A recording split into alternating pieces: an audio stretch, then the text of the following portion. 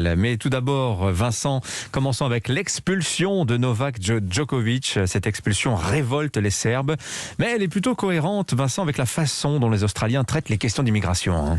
Oui, alors les dirigeants serbes débordent de mépris et de colère envers Scott Morrison. On se croirait à Paris il y a 3 mois, quand nos sous-marins ont fait plouf et que l'Élysée s'est vu trahi. La différence, c'est que le président Vučić vocifère alors qu'Emmanuel Macron affichait une colère froide. On peut mettre ça sur le compte du tempérament balkanique ou bien sur la proximité des élections.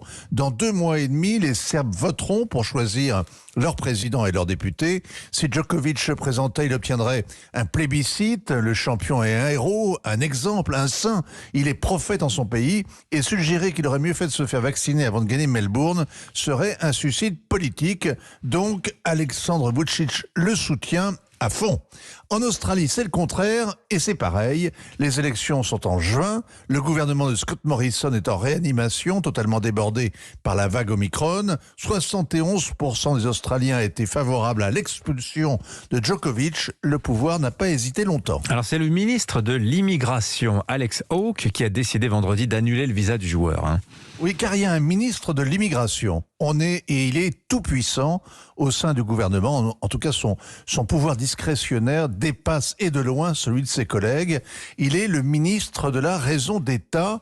Elle est aveugle, elle justifie sa décision. Selon lui, la présence du champion était de nature à entretenir le sentiment anti-vaccination de la population et faisait courir le risque d'une recrudescence des troubles civils.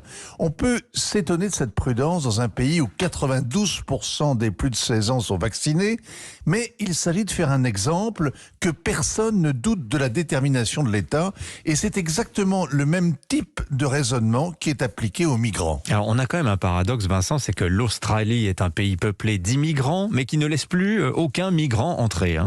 Une île à laquelle aucun boat people n'accoste. Ceux qui ne sont pas raisonnés en mer et renvoyés vers les ports indonésiens sont transférés dans les îles de l'Amirauté en Papouasie-Nouvelle-Guinée, autrement dit envoyés au diable. Ils peuvent pourrir sur pied pendant des années dans les centres de rétention offshore.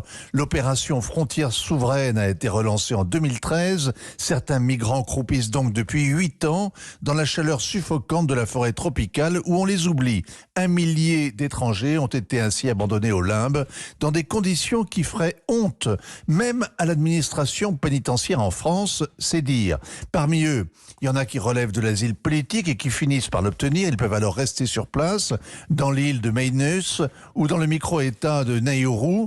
Canberra finance le programme de réinstallation régionale dans cette ancienne colonie de Papouasie, mais il est interdit de rallier l'Australie, même s'ils remplissent tous les critères requis. Cette politique implacable suscite évidemment l'effroi des Nations Unies. Elle a été condamnée par les églises, par les ONG, par les défenseurs des droits de l'homme.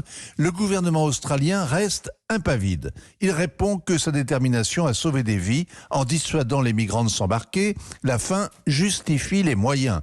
C'est le même genre de fermeté qui a prévalu face à l'épidémie, le pays ayant claquemuré ses frontières pour se protéger du virus. Et contrairement donc à tout ce que Novak Djokovic devait penser, l'Australie n'est pas du tout open. Je la sentais venir celle-là. Merci.